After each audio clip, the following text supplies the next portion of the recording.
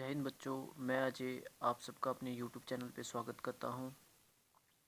आज का हमारा टॉपिक है कि किस तरह से हम डेसिमल नंबर्स को P अपॉन Q की फॉर्म में चेंज करते हैं, और ये आपका वीडियो रहेगा पार्ट 2। तो चलिए बच्चों स्टार्ट करते हैं। मैंने यहाँ पे एक क्वेश्चन ले रखा है x इज इक्वल टू 0.123 बार। जैसे कि मैंने आपको पिछली वीडियो में बताया था कि जिस भी नंबर के ऊपर बार होगा उसे आपको 2 या 3 बार रिपीट करना है।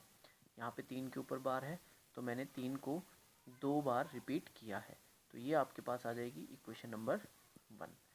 अब मैंने आपको ये भी बताया था कि अगर एक नंबर के ऊपर बार होगा तो हम उस इक्वेशन को 10 से मल्टीप्लाई करेंगे, और अगर 2 नंबर के ऊपर बार होगा तो हम उस इक्वेशन को 100 से मल्टीप्लाई करेंगे। तो यहाँ आपके पास एक नंबर के ऊपर बार है तो हमने इस पूरी इक्वेशन को 10 से मल्टीप्लाई किया। 10 से मल्टीप्लाई करने पे आपके पास ये आएगा 10x, और यहाँ आप इस तरह से भी इसे 10 से मल्टीप्लाई कर सकते हैं। इसके लिए आपको क्या करना है, इसके डेसिमल को हटाना है। डेसिमल को हटाने पर ये आपके पास डिनोमिनेटर में आ जाएगा 1, और डेसिमल के बाद जितने भी नंबर्स हैं उन्हें आप जीरो फॉर्म में यहाँ पे लिख दोगे, और एक जीरो से आपका एक जीरो ये कैंसिल हो जाएगा, और इसके बाद आप इसे सिंपली कैलकुलेट कर सकते हो। आपको क्या करना है, इन नंबर्स को काउंट करना है। ये आपके पास 5 नंबर्स है, और उसके बाद इन जीरोस को काउंट करना है। इन जीरोस को आप लास्ट से काउंट करोगे, और जहाँ पे ये जीरोस आपके ख़त्म हो जाएंगे वहाँ पे आप डेसिमल लगा दोगे। तो इस तरह से आप इसे सॉल्व कर सकते हो। तो ये आपके पास सॉल्व करने के बाद आ जाएगी इक्वेशन नंबर 2। सिंपली आप इसी तरह से जब भी आपके पास 100 या 1000 या 10 वैल्यूज़, इस तरह की वैल्यूज़ से अगर आपको कभी भी मल्टीप्लाई करना पड़े तो आप सिंपली इस तरीके से मल्टीप्लाई कर सकते हो। तो बच्चों अब इसके बाद हमारा जो अगला स्टेप होता है वो ये कि हमें इक्वेशन नंबर 1 को इक्वेशन नंबर 2 में से माइनस करना होता है। तो चलिए इसे माइनस करते हैं। Subtract equation 1 from 2। तो बच्चों आप इसे इस तरह से भी सब्ट्रैक्ट कर सकते हो। ये आ जाएगा आपके पास -x यानी कि 1x। जब यहाँ पे x के पास कोई वैल्यू नहीं है, इट मीन्स आपके पास यहाँ पे क्या है 1। और उसी तरह से यहाँ आप कर सकते हो 1.2333 में से 0.1233 को माइनस। तो बच्चों ये आपके पास 10 में से 1 माइनस करने पे आ जाएगा 9x। उसी तरह से ये आपके पास आ जाएगा 0.0111.1, और यहाँ से बच्चों आपके पास x आ जाएगा 1.1100/9।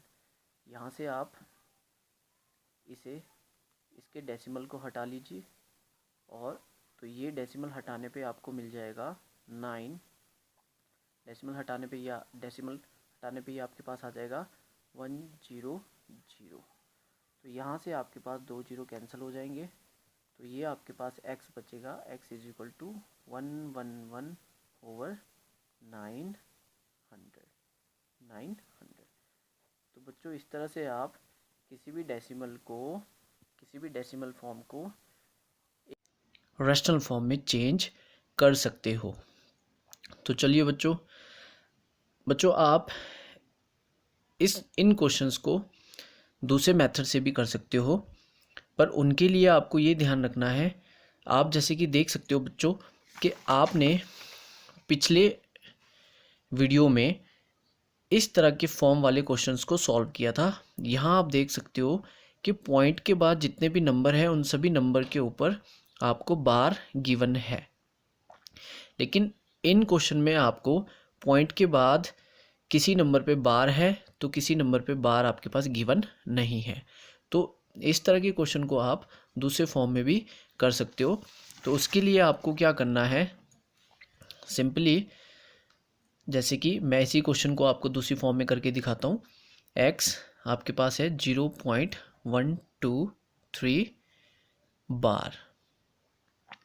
तो बच्चों इसमें आपको ये ध्यान रखना है कि पॉइंट की राइट साइड में जितने भी नंबर आपको विदाउट बार दिखेंगे, जैसे कि यहाँ पे 2 नंबर विदाउट बार है 1 और 2, तो आपको यहाँ पे 100 से मल्टीप्लाई करना है। इन क्वेश्चंस में इस मेथड में हमने 10 से मल्टीप्लाई किया था, क्योंकि हमने फॉलो किया था जितने नंबर के ऊपर बार होगा उतनी जीरो वाले नंबर को। तो यहाँ पे हमारे पास 2 नंबर के ऊपर बार नहीं है, तो यहाँ हम फॉलो करेंगे 100 से मल्टीप्लाई करने को। तो चलिए, अगर मैं इसे 100 से मल्टीप्लाई करता हूँ तो मुझे ये मिल जाएगा 0.123 बार, और यहाँ पे डेसिमल को सॉल्व करने पे यहाँ से आपके पास 2 जीरो कैंसिल हो जाएगा, और ये आपके पास आ जाएगा 100x इक्वल्स टू 123, और यहाँ आपके पास 1 जीरो बचा है, तो ये आ जाएगा पॉइंट आपके पास। बच्चों, इस फॉर्म में आपको बार को खोलने की ज़रूरत नहीं है।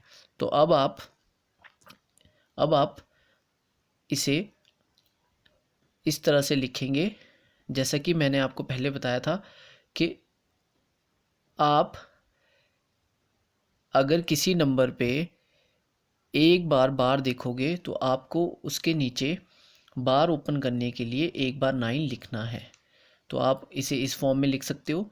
इसके बाद आपको इसे सिंपली सॉल्व करना है। आप इस 9 को 12 से मल्टीप्लाई करोगे तो ये आपके पास आ जाएगा 108, और इसमें इस 3 को ऐड कर दोगे तो ये आपके पास आ जाएगा 108 प्लस 3 इज इक्वल टू 111 और अपॉन 9।